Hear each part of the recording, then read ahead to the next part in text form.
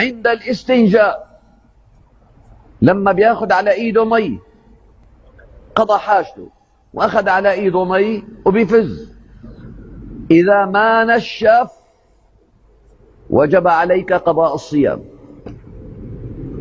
بدك تنشف قبل ما تفز، لذلك لازم يكون في خرقة بالمرحاض قبل ما يفز الواحد يستعمل الخرقة ينشف.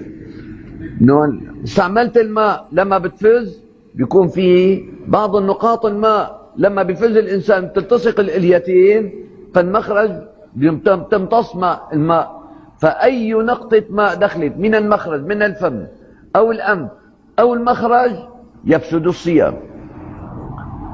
فهي لازم تنتبهوا إلها، لازم الإنسان ينشف قبل ما يفز، شقفة خرقة تكون موجودة بينشف قبل ما يفز.